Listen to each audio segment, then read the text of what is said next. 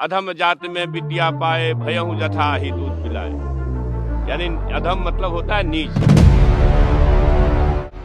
दुनिया के लोगों सुनो, आपके माध्यम से कहना चाहता हूँ, नीच जाति के लोग शिक्षा ग्रहण करके जहरीला हो जाते हैं, जैसा कि सांप दूध पीने के बाद होता है। 10 करोड़ का इनाम घोषित करता हूं जो बिहार के शिक्षा मंत्री चंद्रशेखर की जिह्वा काटेगा। धर्म का विरोध कहाँ कर रहा है भाई?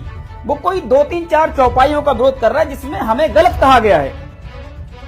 कहीं तेली को गलत कहा, तो कहीं लोधी को गलत कहा, कहीं तो एससी को कहा, कहीं ओबीसी को, कहीं एसटी को, कहीं कुछ भी कह रहे हो, कहीं स्त्री को कुछ भी गलत कहा गया है। तो भाई अगर आज पढ़े लिखे लोग इन बातों को नहीं बोलेंगे तो कौन बोलेगा?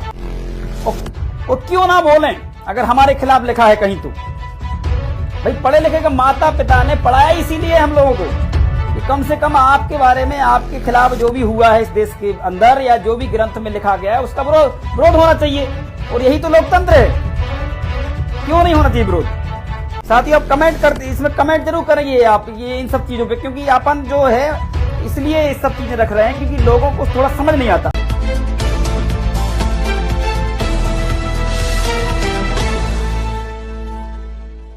शिक्षा मंत्री चंद्रशेखर चौधरी साहब ने जो बयान दिया है, देखिए वो बयान तो बाबा साहब अम्बेडकर ने भी दिया है, मनुस्मृति को जलाया है।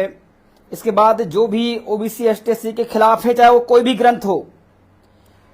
साथियों आप लोग सभी शेयर कीजिएगा, ये बहुत ही महत्वपूर्ण लाइव मैं आपके बीच लेके आया हूं क्योंकि कोई भी इन सब चीजों पे बात करना नहीं चाहता है जो मुख्य मुद्दा है इस देश का।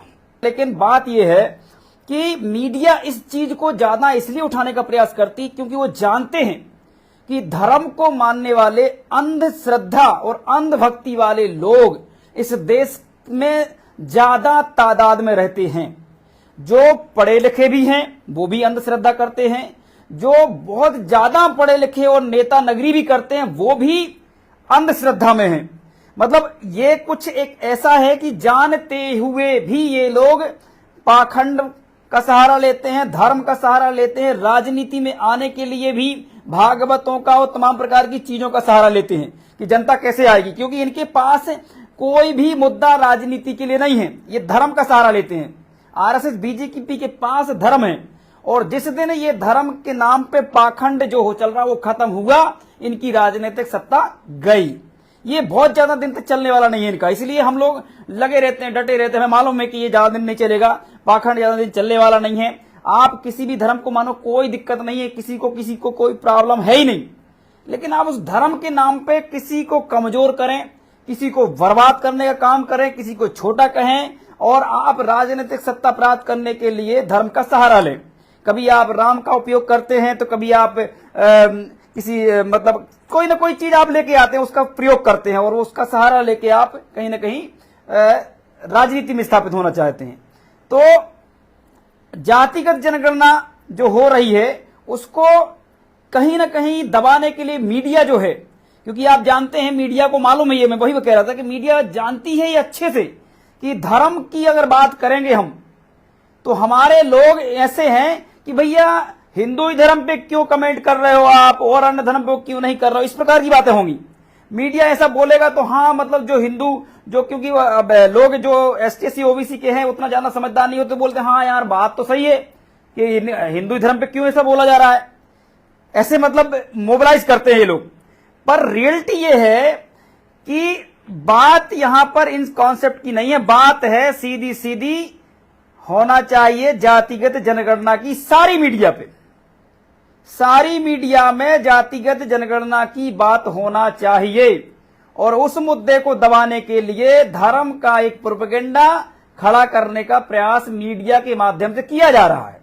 और इनके जो बड़े बड़े प्रवक्ता आ रहे हैं, इनको ना तो धर्म पे कोई ज्ञान है, ना राजनीति पे ज्ञान है, ना संविधान पे ज्ञान है, और फिर भी कोई सांसद बना हुआ है, कोई मंत्री बना हुआ है। कभी कभी हंसने का मन करता है कि पागलों जैसी बात करते हैं मीडिया में बैठ के भी। कोई बोलेगा हमें रोजगार की बात करेगा, कोई संविधान की बात करेगा, वो धर्म की बात करेगा। गजब कर देते हैं ये लोग, पता नहीं क्या सीख के आते हैं, कैसे ये लोग हैं ये लोग। मतलब साथियों शेयर करते जाइएगा। तो ये जो मीडिया में आप देख रहे होंगे, चाहे आज तक में हो, चाहे जी न्यूज में हो, चाहे जो भी आप मीडिया, तो पूरा मतलब जो टीवी पे जो भी चैनल आ रहे हैं, एक आध चैनल हो सकता है, एक आध दो लोग हो सकते हैं सही, पर आप देख रहे होंगे कि सारे लोग जितने भी हैं, सारी मीडिया एक ही चीज चला रही है, अरे ये रामायण पे टिप्पणी कैसे कर दी इनने, अरे ये ऐसा कि चंद्रशेखर जी ने कि वो, जब आप ये सुन लें अच्छे से, वो बंदा बोल रहा है कि हम किसी भी कंडीशन में अपने शब्द वापस नहीं लेंगे, इसके बाद भी उसको दिए जा रहे हो। भाई वहां पर नीतीश कुमार और लालू प्रसाद यादव जी की सरकार है। अब वो इतनी बड़ी तादाद में उनके विधायक हैं कि बीजेपी कुछ कर ही नहीं सकती है ना, और वहां के लोगों को ये खरीद भी नहीं सकते हैं। आप समझ गए हो कि नहीं, वहां के लोगों को ये खरीद भी नहीं सकते हैं, तो ये मीडिया का सहारा ले रहे हैं कि कुछ असर हो जाएगा। भाई कोई असर नहीं पड़ने वाला। वहां पे मतलब लालू प्रसाद यादव और नीतीश कुमार जी के कैडराइट लोग हैं ये लोग। चंद्रशेखर जी के सामने मुझे लगता है मोदी जी के पूरे जितने भी मतलब सांसद विधायक हैं ना, उनको सबको खड़ा कर दो एक साइड, और लालू प्रसाद यादव जी के चंद्रशेखर चौधरी मतलब चंद्रशेखर यादव जी शिक्षा मंत्री को सामने खड़ा कर दो। मैं शर्त लगा सकता हूं एक भी बीजेपी का बड़े से बड़ा नेता चंद्रशेखर के सामने टिकने वाला नहीं है। भाई वो बहुत पढ़े लिखे हैं, वो इतने सैद्धांतिक हैं, उनकी बात आप मीडिया में देखिए कितने अच्छे तरीके से रखते हैं। उनके सामने बीजेपी को मैं चैलेंज करता हूं कि अगर उन वाकई किसी में हिम्मत है तो उनके सामने आप बैठ जाओ, आप पूरे जितने भी तुम्हारे विधायक सांसद हैं उनको एक साइड खड़ा कर दो, और सिर्फ लालू का एक आदमी चंद्रशेखर चौधरी शिक्षा मंत्री बिहार का सामने खड़ा कर दो। मैं शर्त लगा सकता हूं जीत नहीं सकते।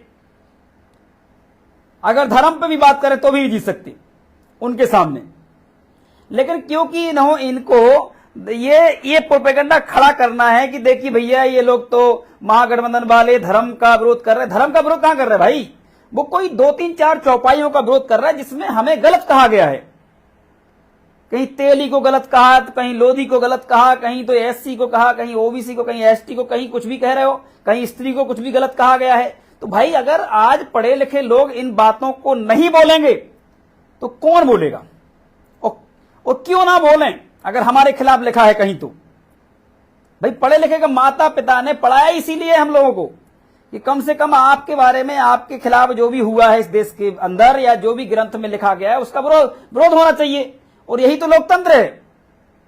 क्यों नहीं होना चाहिए विरोध? साथियों आप कमेंट करते, इसमें कमेंट जरूर करेंगे आप ये इन सब चीजों पे, क्योंकि अपन जो है इसलिए ये सब चीजें रख रहे हैं क्योंकि लोगों को थोड़ा समझ नहीं आता। अब आप ये सब प्रोपेगेंडा इसलिए चलाया गया कि जातिगत जनगणना की आवाज ज्यादा दूर तक ना पहुंचे, इसलिए उठाया गया, मिक्सअप कर दिया। अब लेकिन वो मुद्दा तो दबा नहीं पाए ये लोग। अब सच्चाई ये है कि जातिगत जनगणना अगर होगी तो सवर्णों को सबसे बड़ी समस्या है। समस्या ये है कि अगर आपके बिहार में ही मान लो ये संख्या में ज्यादा पाए गए, प्रथम श्रेणी में या द्वितीय श्रेणी में या कोई भी नौकरी में, कौन? सवर्ण लोग, तो उनको हो सकता है कि एक आयोग बना के उनको हटा दिया जाए। एक आयोग बना के नीतीश कुमार जी हो सकता है कि सवर्ण अधिकारियों को हटा दें कि भाई आपकी संख्या इतनी नहीं है, आप इतने ज्यादा यहां नौकरी नहीं कर सकते हैं, या आप इतने ज्यादा यहां पे नौकरी का नियम अब खत्म कर देंगे, क्योंकि वो संख्या के अनुपात में कर देंगे भैया कि ए ग्रेड में कितने रहेंगे, बी ग्रेड में कितने रहेंगे, ग्रेडिंग हो जाएगी पूरी, और लोगों की भी सारी ग्रेडिंग हो जाएगी। और इन्होंने उस चीज को दबाने के लिए धर्म का एजेंडा छेड़ दिया, पर वो काम नहीं आया, क्योंकि तेजस्वी यादव को आप सब जानते हैं, दिमाग वाले व्यक्ति हैं, लालू प्रसाद के लड़के हैं, तो आप जान ही सकते हैं कितने दाव पेच जानते हैं, सारी चीजें जानते हैं। तो जातिगत जनगणना का मुद्दा आप सभी से मेरा निवेदन है कि बहुत ही बड़ी तादाद में उठाएं और उसमें लिखें, नाम भी लिखें लालू प्रसाद यादव का, नीतीश कुमार जी का, इनका जो काम चल रहा है उसको बिल्कुल शाबाशी दें आप। क्योंकि देखिए हमारे ओबीसी महासभा के मूवमेंट का अगर वहां पे काम हो रहा है तो हमारे लिए बहुत अच्छी बात है। और दिल्ली में हम जो 29 तारीख को जो फातिमा शेख, सविदी फुले और हमारे कर्पूरी ठाकुर जो मुख्यमंत्री रहे बिहार के ही, तो इनके ऊपर हम लोग जो एक मतलब जयंती मना रहे हैं इनकी, और उसी में हम शरद यादव जी की जो मतलब एक शोक सभा का भी हम उसमें वो करेंगे, मतलब उनको श्रद्धांजलि देने का प्रयास करेंगे उसी दिल्ली में कॉन्स्टिट्यूशन क्लब में। तो ये हमारा प्रोग्राम है आने वाले समय का। जातिगत जनगणना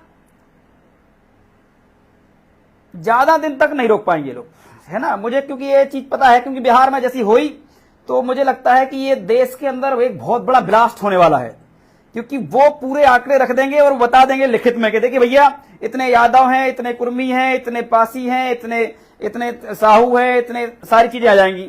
अब जब आपके पास डॉक्यूमेंट आ जाएगा, जैसे मान लो बिहार में अब साहू समाज है, मान लो साहू समाज की संख्या 5% है मान लो, तो 5% डॉक्यूमेंट में आ जाएगा कि 5% है, तो पार्टियों की ये मजबूरी रहेगी और ये लोकतांत्रिक व्यवस्था में आ जाएगा कि साहू समाज को आपको 5% टिकट किसी भी कंडीशन में देना ही है, किसमें, राजनीति में भी।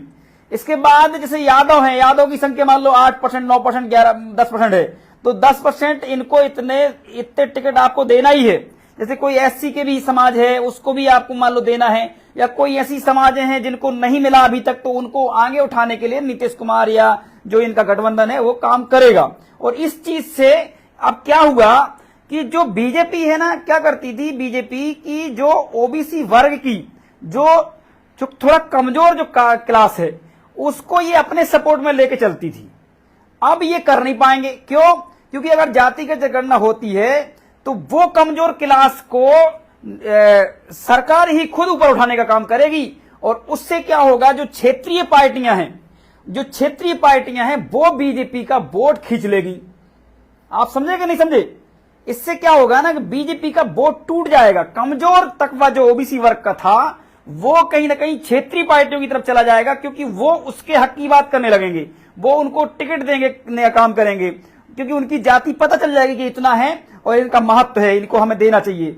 तो इसलिए ये पूरे देश के अंदर हर कोई वर्ग अपनी मांग करेगा कि भाई मेरी गिनती कराओ, मेरी बताओ कि यहाँ पे कितना घोसी है, कितने यादव हैं, कितने कुर्मी हैं, कितने लोधी हैं, कितने कुशवाहा हैं, कितने विधायक बनना चाहिए, कितने सांसद बनना चाहिए, कितना मीडिया होना चाहिए, कितने उद्योग होना चाहिए, कितना बजट होना चाहिए, कितनी नौकरियां होना चाहिए, कितना मतलब हिस्सा हमारा कितना होना चाहिए, ये है। तो ये जो मतलब आप देख रहे होंगे पूरे देश के अंदर जातिगत जनगणना, अगर हम जाग जाएं, देखिए क्या है, बीजेपी क्या कांग्रेस, इसको चलाती है सवर्ण आरएसएस, और इनका ज्यादा समय अब रहा नहीं है, क्योंकि देखिए पढ़ लिख गए हैं लोग, सब समझने लगे हैं कि किस तरीके से सवर्ण लोग हमारे साथ अभी तक अत्याचार करते रहे हैं, हमारे हक अधिकार छीनने का काम किया, हमारे साथ छुआछूत करने का काम किया, हमारे संवैधानिक जो व्यवस्था है उसको लागू नहीं होने दिया, सत्ता में रह के झूठ, पाखंड और तमाम प्रकार के धर्म के एजेंडे को स्थापित करके झूठा एजेंडा चला के पूरे, एक तो धर्म को ही बर्बाद कर दिया इन लोगों ने, सारे धर्म बर्बाद करके रख दिए, और इसके बाद इन लोगों ने संवैधानिक व्यवस्थाओं को भी कमजोर किया, जिससे कि ओबीसी एसटी आज जो है, जो उनके अधिकार मिलना चाहिए तो वो नहीं मिल पाए। तो ये एक बहुत बड़ा काम हो रहा है बिहार में, जातिगत जनगणना। और जातिगत जनगणना अगर पूरे देश के अंदर हो जाती है तो मैं आपको कह रहा हूं बीजेपी कांग्रेस खत्म हो जाएंगे इस देश में। हो सकता है आप लोग कह रहे हो पता नहीं क्यों ऐसा कह रहे हैं हम, देखिए क्या है ना, बीजेपी कांग्रेस क्या करती है, राजनीति करती है सिर्फ, और वो बात सही भी है, क्योंकि उसको मालूम है कि कौन कैसा कहां पे क्या हो सकता है। अब हम क्योंकि आंकड़े नहीं लगा पाते, क्योंकि हमारे पास जाति की जनगणना नहीं है, हम नहीं बता पाते कि लोधी समाज मध्य प्रदेश में कितना है टोटल। अगर टोटल मान लो यादव समाज कितना है मान लो, या फिर मतलब कोई भी जो भी साहू समाज कितना है, घोसी कितना है, दांगी कितना है, मतलब जितनी भी समाज है इनका हम कोई डाटा नहीं है हमारे पास। और डाटा ना होने के कारण है, गुर्जर समाज है, अब गुर्जर समाज का आज बहुत बड़ा आंदोलन था ग्वालियर में, बहुत बड़ा आंदोलन था, मजा आ गया देख के। गुर्जर समाज और ओबीसी महासभा ने मिलकर यह आंदोलन किया और दमदारी से आंदोलन किया, बहुत अच्छा लगा। एससी एसटी ओबीसी के लोग बढ़ चढ़ के हिस्सा लिए, कम से कम वहां पे 1000 बुलाए गए थे, कम से कम 4-5 हजार की संख्या इकट्ठी हुई, सारे ओबीसी वर्ग के बड़े बड़े एक्टिविस्ट उसमें शामिल हुए, मजा आ गया, बहुत बढ़िया। ये इसी तरह की एकता हमें दिखानी है पूरे देश के अंदर। इनकी संख्या कितनी है वहां पे देखिए, मजा क्या है, इसलिए आया। देखिए आपने लोकेश गुर्जर वहां पे थे, वहां पे ओबीसी महासभा के जिलाध्यक्ष भी थे, वहां पे ओबीसी महासभा के और भी अन्य पदाधिकारी थे। इसके बाद आप देखेंगे कि वहां पे रूपेश यादव भी थे, जो यादव समाज के अध्यक्ष हैं, मतलब राष्ट्रीय अध्यक्ष हैं वो भी थे, और एससी समाज के भी कई अध्यक्ष थे। तो ये जो एकता स्थापित हो रही है, मैं ऐसा कहता हूं कि 2023 में जो इतिहास बनने वाला है वो कभी नहीं देखा होगा आपने।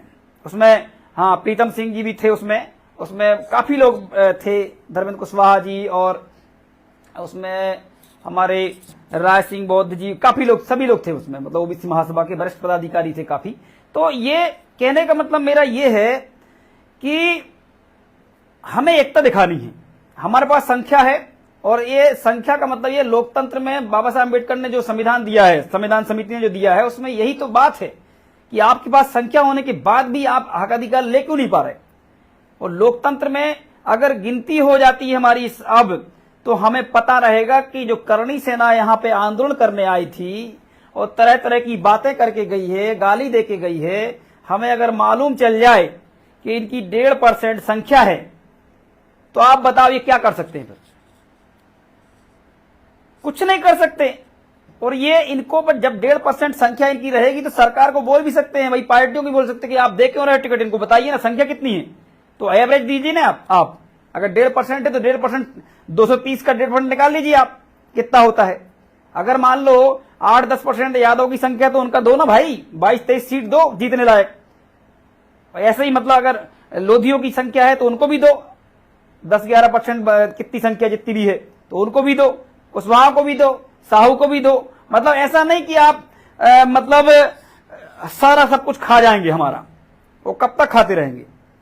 तो डरने डरने की बात नहीं है भैया, आप लोगों को लड़ना चाहिए अपने अधिकारों के लिए। आप देख रहे होंगे, मैं बार बार बोलता हूं, जैसे घोसी समाज है, कोई अधिकार नहीं मिल रहे जबकि संख्या है, जबकि आप देख रहे हैं कि साहू समाज का एक भी विधायक नहीं है, मतलब कोई संख्या है जबकि उनकी भी। आप ऐसे कई समाजें हैं, जैसे कि गुर्जर समाज है, काफी अच्छी संख्या है, बघेल समाज है, वो भी अपनी एक संख्या है उनकी। तो इन्हें अधिकार मिलना चाहिए जो नहीं मिल रहे हैं। बेसैन भी मतलब जो है उनकी भी संख्या काफी है, उनको ही मिलना चाहिए। तो ये तब होगा जब आपकी जाति का जनगणना होगी। और बिहार में जो हो रहा है वो बहुत बढ़िया हो रहा है। बिहार में मतलब ये मान लो कि जाति का जनगणना के आंकड़े निकल के आ गए तो मोदी सरकार चली जाएगी। इसको सिर्फ ईवीएम ही बचा सकती है, सिर्फ ईवीएम अगर हट जाए और बैलेट पेपर से चुनाव हो जाए और जातिगत जनगणना हो जाए तो बीजेपी कांग्रेस खत्म हो जाएगी पूरे देश से, क्योंकि क्षेत्रीय पार्टियां ताकतवर हो जाएंगी उससे। मेरा जो अपना आकलन है उससे क्षेत्रीय पार्टी ताकतवर होगी, क्योंकि अभी राष्ट्रीय पार्टी तो अपने पास है नहीं। बीएसपी मजबूत हो जाएगी, सापा हो जाएगी, आरजेडी जो लालू प्रसाद यादव जी की पार्टी जो है वो हो जाएगी, जेडीयू हो जाएगी। ऐसे मतलब जो पार्टियां हैं ये मजबूत हो जाएंगी। क्यों? क्योंकि ये अब सामाजिक न्याय की बात करती हैं, ये समानता की बात करती हैं, समान हिस्सेदारी की बात करती हैं, इसलिए हो जाएगा। और ये संविधान की बात करती है, अपने महापुरुषों की बात करती है, अपने अधिकारों की बात करती है, संवैधानिक अधिकारों की बात करते हैं। तो आप सभी लोग जरूर जातिगत जनगणना के इस मुद्दे को ज्यादा से ज्यादा उठाने का प्रयास करें पूरे देश के अंदर, जातिगत जनगणना का। और बिहार, उसमें जरूर बिहार में जो हो रही है उसको लिखें कि ये पूरे देश में होना चाहिए जातिगत जनगणना, ताकि पता तो चले कि सेन समाज को कितना अधिकार मिलना चाहिए जो एक भी विधायक नहीं है। कम से कम होना चाहिए कि नहीं होना चाहिए।